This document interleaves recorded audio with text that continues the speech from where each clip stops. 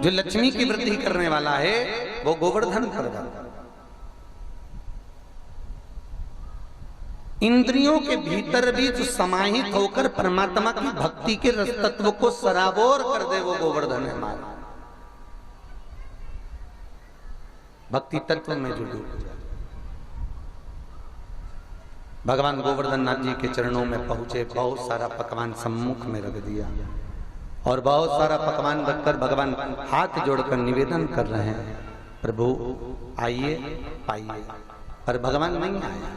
जितने ब्रजवासी बैठे थे सबके मन में आ गया कि अरे इस पत्थर में से कोई भगवान प्रकट होगा, इस पत्थर में से कोई भगवान निकलेगा। सबके मन में आया। सब एक दूसरे से कह रहे हैं अरे पत्थर में से भगवान प्रकट नहीं होने वाला, पत्थर में से भगवान निकलने वाला नहीं है। इस जगह पर अगर इंद्र होता तो खाने जरूर आता, पर ये पत्थर है, ये पर्वत है। पर भगवान के मन में भाव है कि ये पत्थर नहीं, ये पर्वत नहीं, स्वयं मेरा कृष्ण ही है, स्वयं मेरा ठाकुर ही है, स्वयं मेरा नारायण है। भगवान देख बहुत देर तक भगवान सुनते रहे।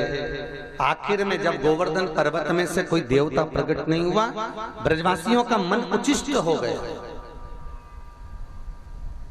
और ब्रजवासियों का मन जब उच्छिष्ट हुआ, ब्रजवासियों का मन जब हटता है उस पर्वत की ओर से,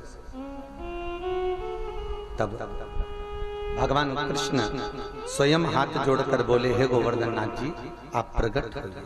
और गोवर्धन पर्वत में से भगवान कृष्ण का ही एक स्वरूप प्रकट हो गया। स्वयं कन्हैया हजारों हाथ कर कर भोजन करना प्रारंभ कर दिए और जितना भोजन लेकर आए थे वो सारा की सारा खाना चालू कर दिया। अच्छा, कई लोग कहते हैं कि 56 भोग लगाया था, कई लोग कहते हैं कि कुनवाड़ा किया गया था, कई लोग कहते हैं बहुत सारा पकवान सिद्ध करा कर गया हुआ था। पर यदि भागवत का चिदानंद वृत्ति को अगर अपन ने श्रवण करा है, भागवत चित्त में उतारी गई है, तो भागवत में स्पष्ट किया गया जिस दिन भगवान कृष्ण ने सारे ब्रजवासियों के साथ मिलकर गोवर्धन नाथ जी की पूजन करी थी, वो था गोवर्धन पूजन का दिन। कब आता है? जम के बोलो। दीपावली के दूसरे दिन। तो दीपावली के दूसरे दिन जो भगवान कृष्ण को, भगवान गोवर्धन नाथ जी को जो भोग लगाया गया था वो 56 भोग नहीं था, वो था अन्नकूट। क्या था वो? अन्नकूट। वो 56 भोग नहीं है, वो अन्नकूट। अन्नकूट का मतलब जानते हो कि घर में जो भी सामग्री बनी है, घर में जो भी प्रसादी बनी है, घर में जो भी भोजन बना है, वो सारा की सारा भोजन बनाकर भगवान के चरणों में ले जाकर रखना, भगवान उस भोजन को पाएं। ये अन्नकूट की परिभाषा है। 56 भोग कब लगा था? 56 भोग लगने का भी एक समय था। कब? जब भगवान कृष्ण ने पर्वत को अपनी उंगली पर उठाया।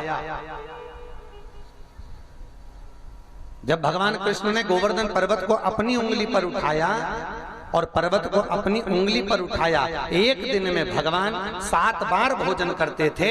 7 दिन तक जब पर्वत को उंगली पर उठाया तो भगवान ने 7 दिन तक आटोयाम का भोजन, भगवान जो 8 बार भोजन करते थे भगवान ने भोजन नहीं पाया।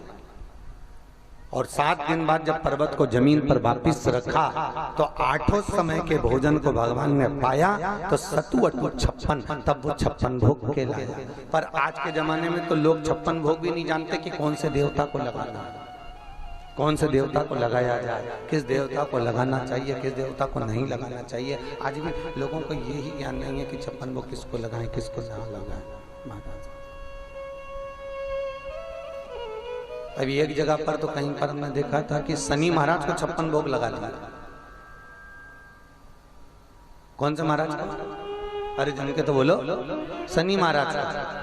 तो हमने मंदिर वालों से पूछा, समिति से, क्यों भैया ये मंदिर शनि महाराज का है? हाँ। तुमने 56 भोग शनि महाराज को लगाया? हाँ। तो ये 56 भोग खाएगा कौन? तो क्या सब भगत लोग खाएंगे? तो हमने कहा कि शनि कथा में लिखा हुआ है, आप लोगों ने अगर शनि की कथा पढ़ी होगी तो उसमें लिखा हुआ है, शनि कथा में लिखा हुआ है कि शनि का भाग केवल जोशी ही ले सकता है।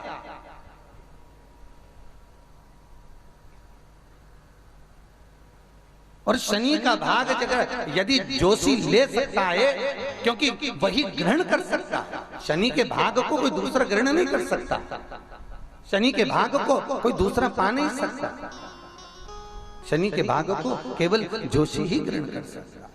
तो अब तुम प्रसाद अगर बांटोगे और वो प्रसाद सभी लोग पावेंगे, तो वो प्रसाद की महत्वता हमारा शास्त्र नहीं करता। आप लोग शनि का दान निकालते हो, शनिवार के दिन कोई रुपया देता है, कोई तेल देता है, कोई आटा देता है, कोई भाग देता है। क्यों देते हैं अपन लोग? शनि का भाग किस लिए प्रदान किया जाता है? कि हमारे ऊपर का जो भार तत्व हो, हमारे ऊपर जो भार बना हुआ है, जो हमने ग्रहों को कोई दोष प्रदान करा हो, या हमारे ग्रह ठीक ना चल रहे हो, या हमारे जीवन में कोई अशांति समाहित हो, वो भार तत्व हमारा सब ये शनि महाराज के साथ चले जाए। भोग की भी महत्वता है कि भोजन हम किसको कराएं।